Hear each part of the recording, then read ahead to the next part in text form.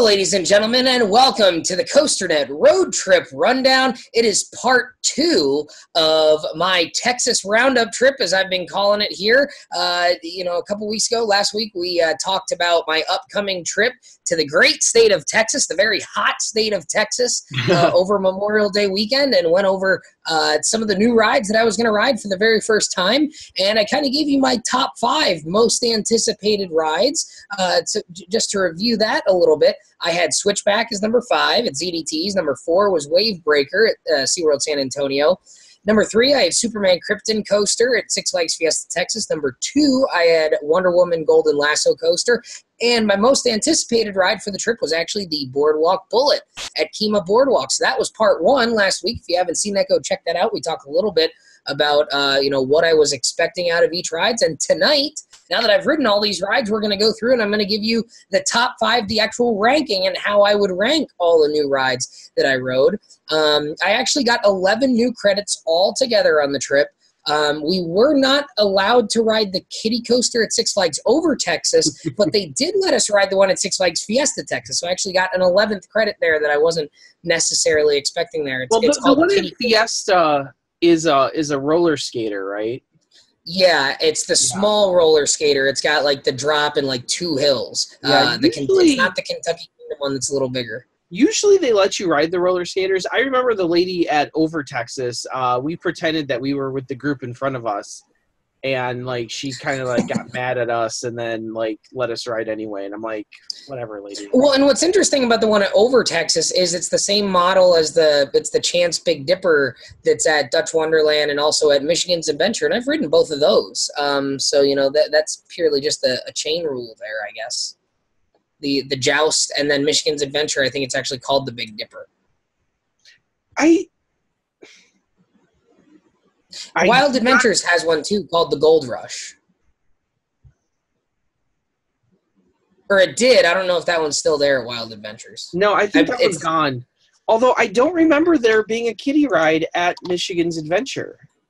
Yeah, it's here we go. We're getting off topic already. Yeah, Michigan's. Okay, I'm gonna go RC. You can keep talking. I'm gonna go to RCVB.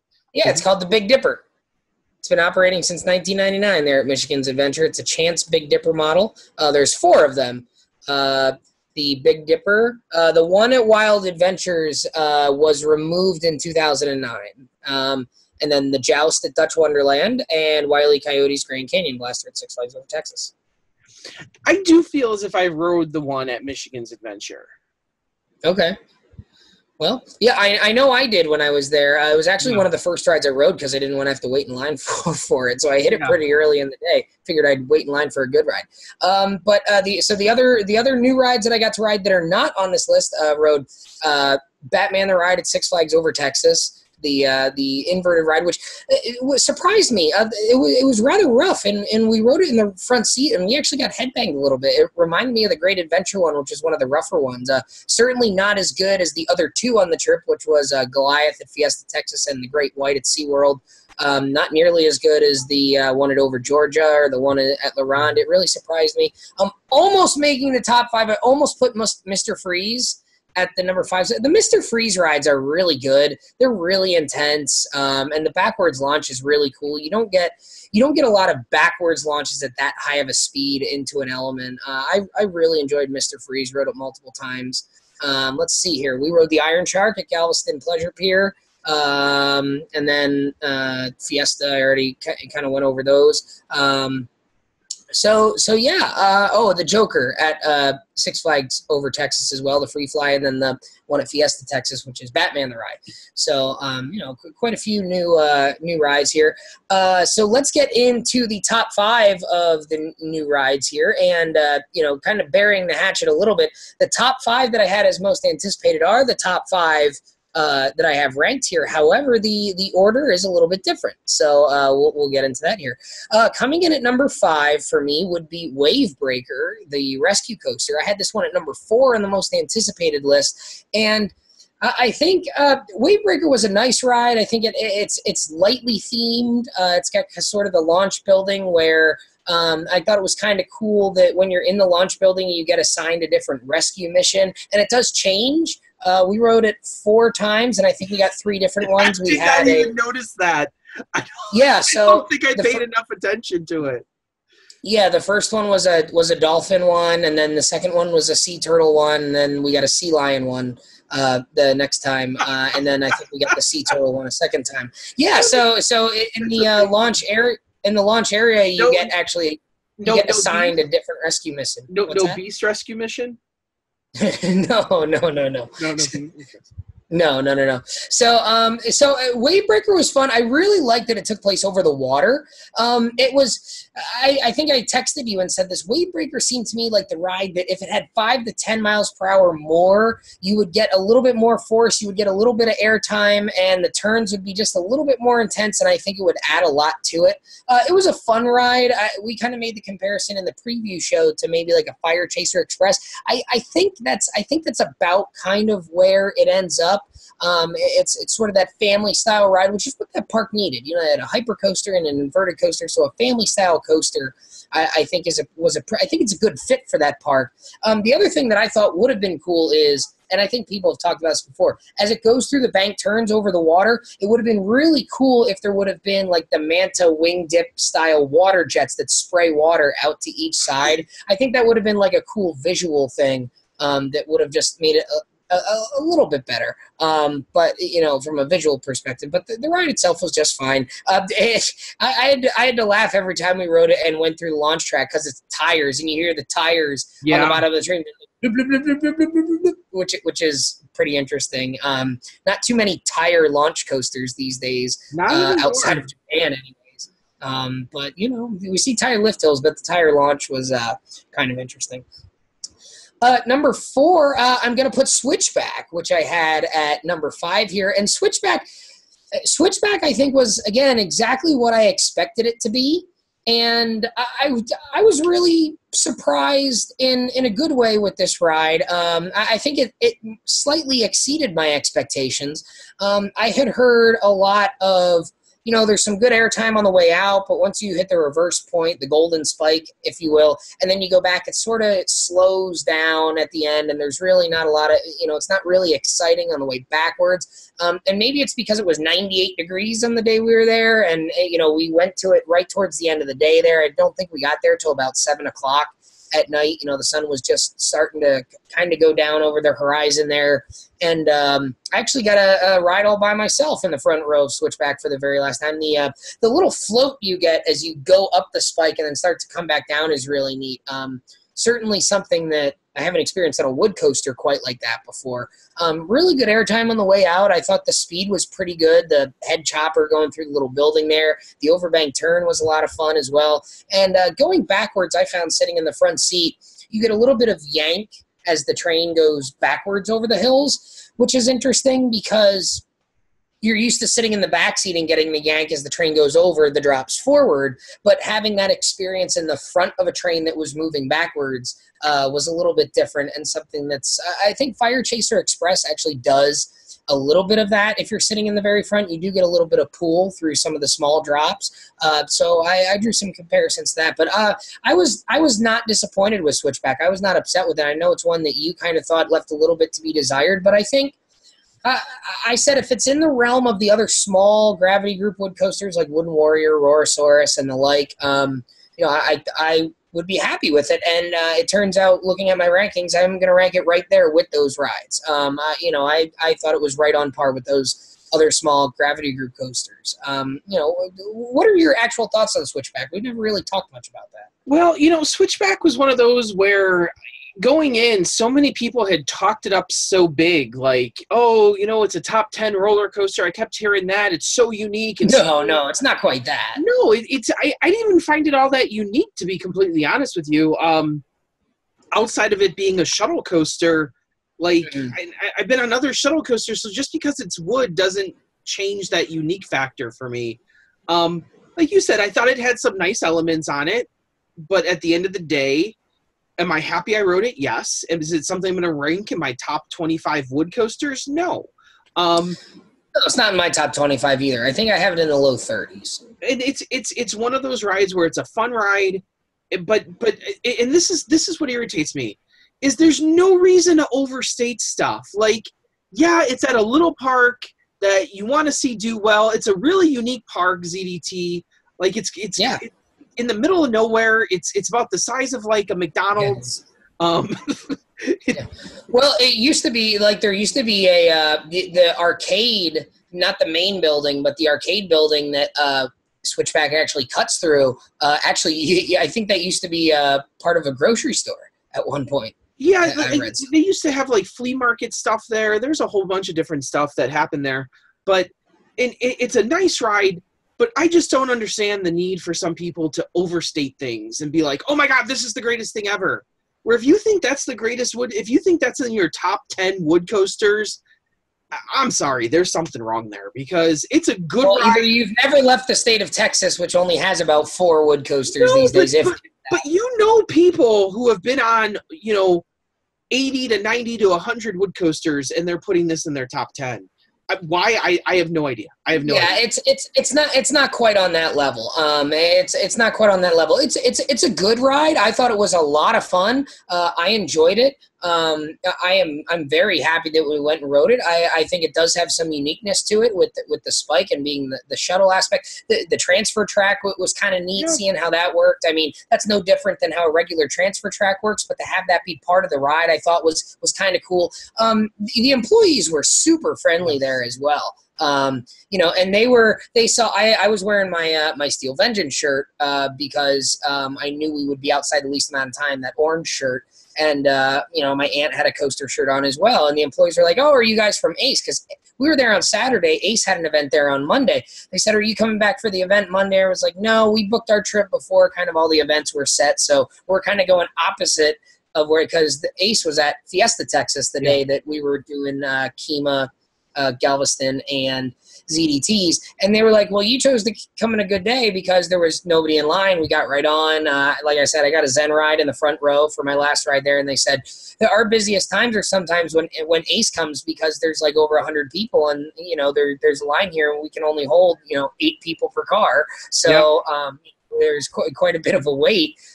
She said she was saying how they typically only run 2 trains on like a busy Saturday in the summer, or when they have a lot of like school groups towards the end of the school year, and then when like Ace shows up for an event, because that's the only time they really need to run the 2 trains.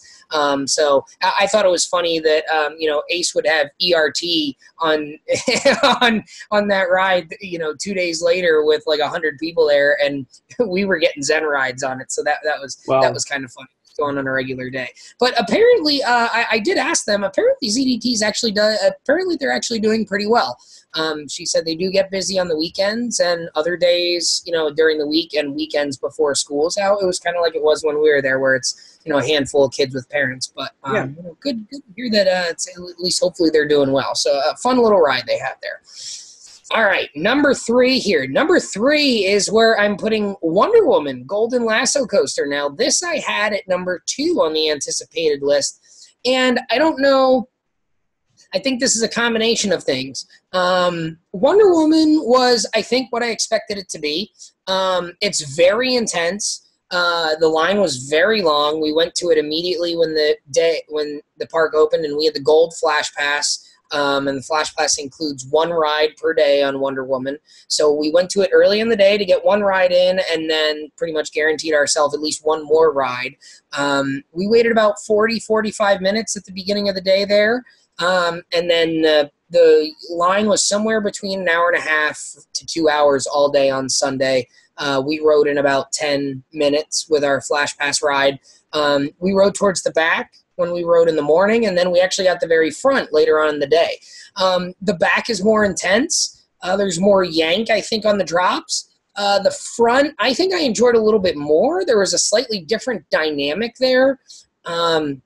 The one example I've been saying is in the back you get the yank on those 2 big drops, but there's 2 things you get in the front that you don't get as much of in the back. A little dive loop after the first drop. When you're in the back, you kind of crawl over that hill, and then you get whipped to the side, and that's kind of when you get thrown into the shoulder straps, which are now padded a little bit, which I think would help. Prior to that, I can't imagine they were too comfortable before that.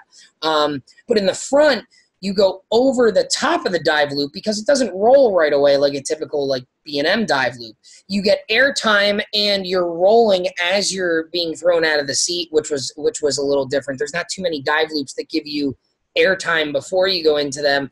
I would kind of liken it to the dive loop that's on Monster at Adventureland, the element before the squished vertical loop.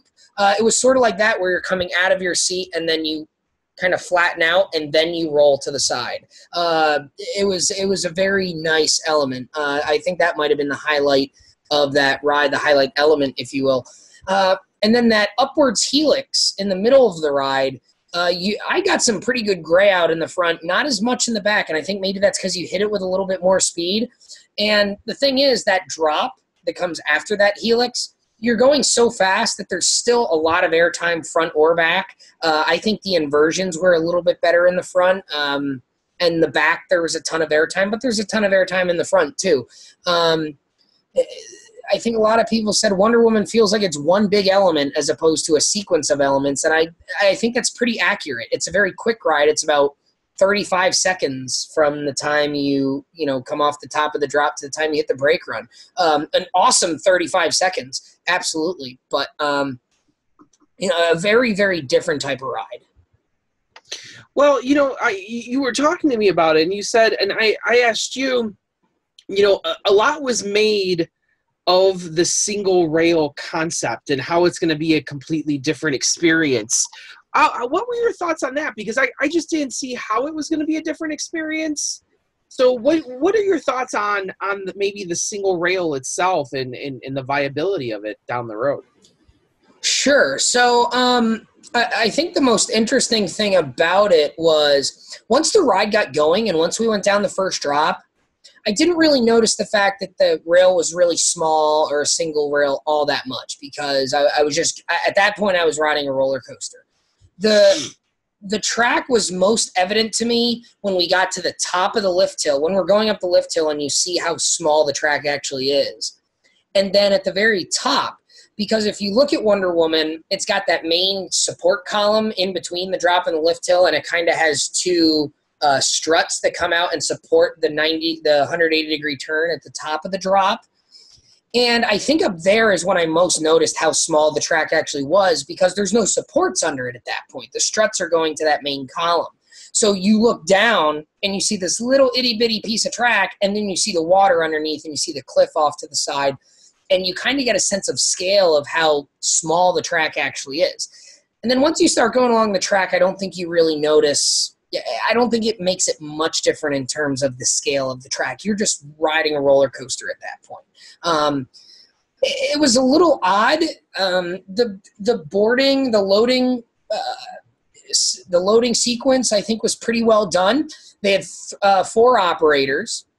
They had one dispatching the train at the panel. It's slowly progressing, and what they do as you get up onto the station platform, they have 4 sets of colored dots.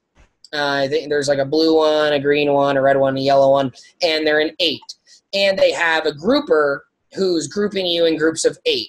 And what they do is they'll do those 4 groups of 8. So they'll have 4 trains worth of people. And then they'll load you into a single set of switchbacks. So they'll let the first group of 8 go, the next group of 8. They'll have those 4 groups of 8 go single file through that switchback so that you load in the dots are numbered 1 through 8, so you know what seat you're going to be in ahead of time. As the train rolls in, it gets to the point where you load in, the harness unlocks and goes up, the person gets out, you get in, and then like maybe 5 feet later, the harness locks again. So they have one person who, as soon as the harness unlocks, they open up the harness and you get out. Then they step aside, the new person gets in, 5 feet later down the track, the harness is relocked, and there's another attendant who's standing there lowering your harness and buckling your seatbelt. And then they have a third attendant who's on the unload side. So the person unlocking and opening your restraint is on the load side of the platform. The person locking your restraint is on the unload side of the platform.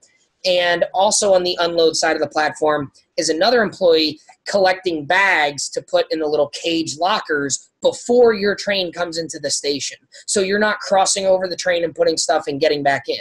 You hand your stuff over, and then when your train comes in, someone hops out, you hop on, they buckle you in, and then as your train gets to the end of the station, the operator can stop it if they're having an issue, or it just continues right on to the lift hill. It was pretty well done. I think in all the time we were waiting, only saw trains get stopped twice at the end of the station, and I think that was because they had a larger guest that wasn't fitting. I'm sure that happens from time to time, but the restraints were pretty forgiving. We saw some fairly large people getting onto this ride without an issue. So if you're concerned about that, I don't believe that's going to be an issue for most folks. Oh, cool. Yeah, so it was definitely an interesting experience. Didn't feel the need to ride it over and over and over again because we are going to ride Railblazer.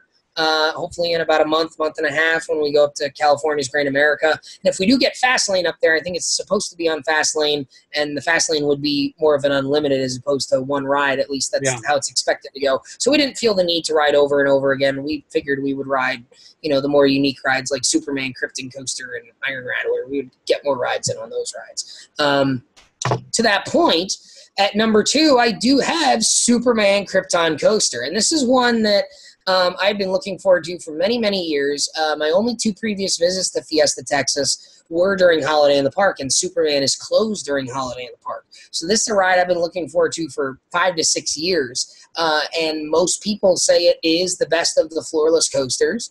And having ridden it multiple times in many different seats, that front left seat for me on Superman was the seat, and Superman, what a fantastic roller coaster this is. A great sequence of elements. The vertical loop, one of the biggest vertical loops in the world, very intense, and at the top you get a nice little bit of hang time, very graceful but intense at the same time. The drops along the canyon wall were certainly great and very unique. One of the most surprising elements was the helix after the loop, but before the 0G roll. You go up and you kind of bank to the side, and you get a little bit of just a little bit of float in that front row, and then you do this really tight helix, which leads into another diving drop right along the wall. And that to me was one of my favorite elements because I feel like some of the stand-up coasters try and do that, like Green Lantern and Mantis. I feel like after they do the vertical loop Mantis, Rougarou now, but they did the vertical loop, the dive loop, and then they did like this helix before they went into the inclined loop. I feel like that's what Superman here did on top of the cliff, but I think the cliff just added so much more visually, and I think the drop along the wall was really cool. The 0G roll, awesome float. One of the better 0G rolls. The Cobra roll is outstanding. Even the corkscrews, really intense. The ride was really, really smooth, and it looked great. Just got repainted a year or 2 ago. I think we talked about that on the preview show. No complaints really whatsoever. And they're running 3 trains, and running very well. Quick dispatches. They were stacking very rarely. And triple stacking almost never. So, not a single thing to complain. The only complaint about Superman is it did go down around 5:30 and was down for the rest of the night. They had it open the next day, but didn't get the night rides on Superman this time around. We got plenty of rides during the day, and really, really enjoyed Superman. And obviously, by virtue of the ranking, I preferred Superman to Wonder Woman. So by definition, Wonder Woman, I'd say only my third favorite coaster at Fiesta Texas. That doesn't mean it's a bad ride. Still ranking it right in my top 50 or so, Wonder Woman. But Superman is in the 30s for me. Quite a good ride. Quite a good ride. Yeah, Superman's one of those rides that I think a lot of people forget about, or they just haven't been on. Like it's one that people who have ridden it tend to talk about when you mention it to them, but it's one that's also, I think a lot of people they don't bring it up. Yeah, because I think people forget about it. That like I know for a number of years, like I wasn't ranking it because I didn't have a magnet for it, and I just finally said, you know what, I need to rectify that because it needs to be ranked somewhere because it's a damn good ride.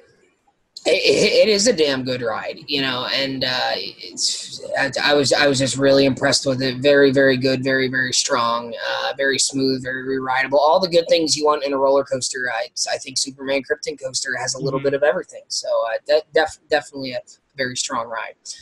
All right, number one. And this matches up with the one that I was anticipating. And for those who know that I'm a big wood coaster fan, I don't know if this is a surprise or not, but, you know, people made fun of me for having Boardwalk Bullet as my most anticipated ride, saying, oh, you know, it's really rough, you know, it's not good anymore, blah, blah, you know, what are you talking about? You got Wonder Woman, you got Superman, and, you know, this is the ride you're looking forward to most.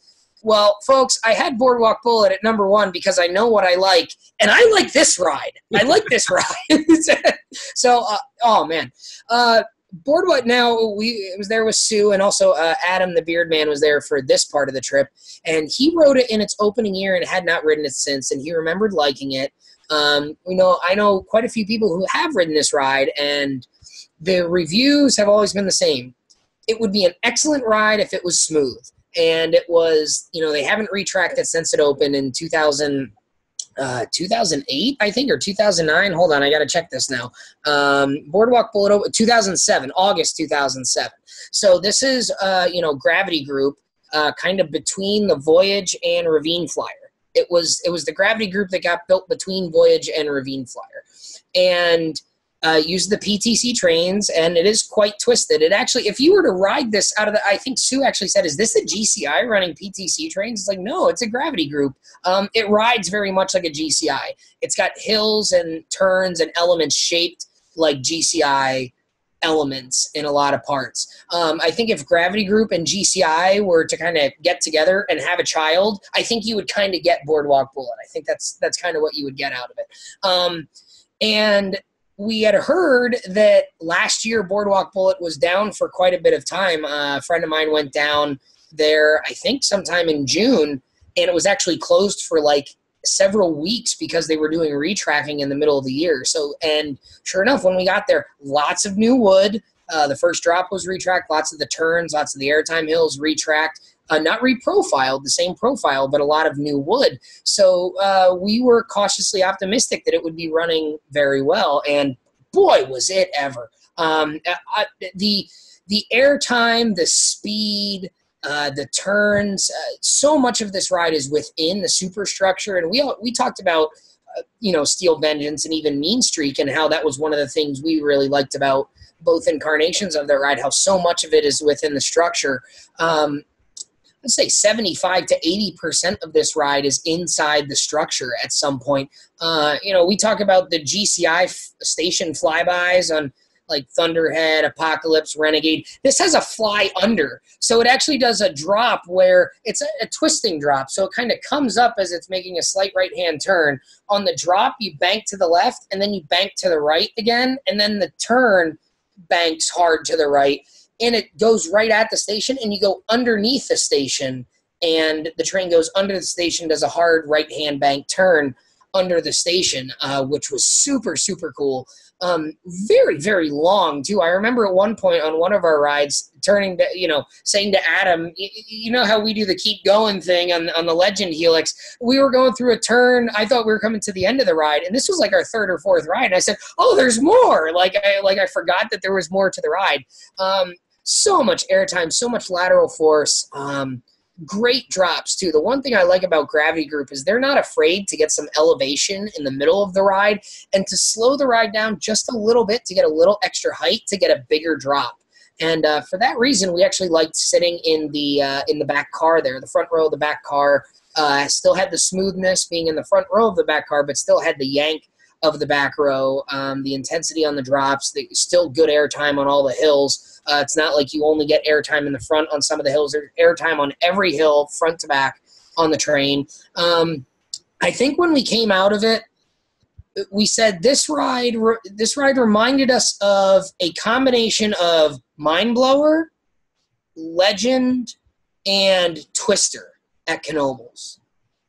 Because, you know, Twister has a lot of the inside the structure in the second half of the ride, has some really good drops that are really good in the back seat. Legend has the lateral force. Twister has the lateral force as well. And then Mind Blower has some of the out-of-control craziness feeling. It was kind of a cross between all of those rides. And for that reason, I really, really enjoyed this ride. I actually like this ride a little bit more than even Ravine Flyer, which it maybe surprised some people. So at the end, I know some people are going to ask, where do you rank it? Where do you rank it? Well, looking through it and comparing it to some of the other rides, I liked it better than Ravine Flyer. I liked it better than Shivering Timbers. I liked it better than even Thunderhead, which people know I'm a big Thunderhead fan. Boardwalk Bullet is coming in at my number 10 wood coaster. I put it in the top 10. And like I said, people made fun of me because that was my most anticipated ride. But you know what? I know what I like, and I like the Boardwalk Bullet. Yeah. I'll tell you what. Also, if you're a wood coaster fan, the Boardwalk Bullet is one to go for, and I would suggest going to it soon because they just retracked it and it's smooth and re-rideable at this point. Yeah. So that may not be the case in another 5 years, but the Boardwalk, if you're going down to Texas to do Wonder Woman or visit those parks you haven't visited them before, the Boardwalk Bullet at Kemah Boardwalk just south of Houston is one to make time to go ride. And I'm kind of surprised that one ride did not make your top 5 here because you were raving about it so heavily during the trip. And that is one Shockwave at Six Flags Over Texas. Well, I've ridden Shockwave. I had ridden Shockwave before. Oh, see, yeah. I haven't ridden Shockwave. So no, I know. Yeah, I know. We talked about it. But I'll tell you what, to bring up Shockwave, I love Shockwave. The back row of Shockwave has, the Anton Schwarzkopf loops with the great G-forces. And then there's 3 or 4 drops on Shockwave. The first drop, the drop after the little mid-course break, if you want to call it that, the drop after the station turn, and then there's an airtime hill after that, and then there's a little bunny hop before the last turn. Even the pop into the brakes has airtime in the back row. Shockwave is a spectacular ride. Mm-hmm. I will say this. Shockwave, my second favorite ride in that park behind New Texas Giant, and it's actually pretty close. Shockwave is outstanding, and I'll say this too, and maybe ruffle some feathers here. I like Shockwave better than Wonder Woman. I like Shockwave better than Wonder Woman, and that was an easy decision for me too. Shockwave wasn't on our Flash Pass, but because it's kind of in that weird behind the scenes area of the park there, it's kind of back behind a lot of things. I think people just don't realize it's back there and they don't know how to get to it, so they kind of ignore it. Shockwave was a walk-on all day, and boy, oh boy, did I sit in that back row for a little bit and just ride that thing over and over in the back row. Absolutely love Shockwave, and it would probably come in at number 2 or 3 on this list if it was a new one. But what was not a new credit, I had ridden it during Holiday in the Park a couple times, but yeah, really like that's one that I hope you'll like because you said you didn't absolutely love Mindbender's last time out, but you also sat in the back, and I think Mindbender's a front row seat. Shockwave is the Schwarzkopf to ride in the back row, my friend. Yeah. And I'm trying to debate because I was just at Texas last year. I went to San Antonio for Haunt. So it's a question mark when I'll be getting back down there. I know Texas Thrill Seekers is doing an event at Fiesta, I think early August. So maybe that's the time I go again. I don't know. We'll see what happens. Life's an open book. Why write it now? So it sounds like yeah, that's right. we had a great trip, and I mean, even the Iron Shark, a lot of fun there at Gallup. We rode the Star Flyer there, which goes over the water, and that's a scary ride out there on the end of the pier. Iron Shark on one side, Ferris wheel on the other, and water on either side of it. It did not have a bad day on the trip. It was hot. It was triple. When you factor in the humidity, it was triple digits all 4 days. So we were sweating a lot. We ate a lot, but we sweat off a lot of that weight too. But we had 4 great days. It was the only bummer was Roadrunner Express, the mine train at Fiesta, was closed, and apparently that's been closed for a few weeks now. Apparently they're waiting for a somewhat rare part. So if you're going to Fiesta, Texas in the near future, Don't expect that ride to be open, but I'd ridden that before, so if there's one ride that you're okay with being down, maybe that's one of the better mine trains, I think. But not the end of the world. But really, really excellent trip. Newfound respect and enjoyment for the two first RMC Iron horses. Iron Rattler and Texas Giant, I thought were both running great. Enjoyed the hell out of both of them. Rode them a lot. Our 2 days at those parks. Really great trip all the way around. And met a few fans as well, so that was a lot of fun. Robert was the guy. We saw him at Fiesta, Texas, and SeaWorld San Antonio, so shout out to Robert if he's watching. But really good trip all the way around. Well, coming up, I'll be doing my own little road trip rundown coming up in the next few days here, where I will be previewing my trip to California, which is a pretty hefty one. Considering that I've never been to Northern California, so I'll be hitting a couple big new parks. Like I hit a couple of new parks that were small, but you're hitting a couple parks that are big, that are new. So you're going to have a lot to weigh here. Oh yeah, and then it looks like I'll be doing Disneyland for the very first time as well. So there's that to weigh in. Ah, okay. So I think I'm gonna I'm formulating my top 5 right now. And you've got a Joker there. You've got Gold Striker. You've got like Matterhorn. And you're going to be hitting Knott's as well. So you'll get Hang Time. Yeah, Hang Time will be in there as well. So it's going to be an. You got a lot of different type of rides on that trip too. Oh man, it's going to be a tough. Baby Raptor flight deck up at Kaga there. Baby Raptor. Baby Raptor, there's the wonderful Survivor Disco as well. Well, here we go. and I predict that will be on your list just to ruffle the feathers. And I'll be able to determine whether or not the Harley Quinn ride is a real roller coaster. That I just don't blindly follow what others say. So I'll be able to give my assessment of is this a coaster. Well, and Discovery Kingdom, California's Great America, I'll be hitting those in July when we do our trip up to the Pacific Northwest. So you'll kind of get to weigh in on that before I do. Hopefully this stuff is open in the next month here, because I'll tell you what, they are dragging their feet. Railblazer still in the testing phase. Harley Quinn, they were just putting cars on the other day. So I can't imagine that the testing phase will go very long for that one. But I'm approaching, the 2-week mark here, and I'm getting a little worried if stuff's going to actually be open for this. Because it's a real possibility right now that Railblazer is not open when I'm there. Maybe I'll cross my fingers for you, because I think you'll enjoy the single rails. I would expect that you'll kind of have the same feedback that I do. Yeah. It's a good ride. It's a great ride. It's a very good ride even. But I would stop short of saying fantastic or world class or amazing. It's a very good ride. I think you'll enjoy it as well. But I'm excited to see what you pick on the next edition of the Road Trip Rundown. Well, as always, thank you for joining us here on Road Trip Rundown. I'm, of course, Andrew Barczyk from Chicago, Illinois. And I'm Danny Miller from Binghamton, New York. Right on, Ride Warriors. See you next time, guys.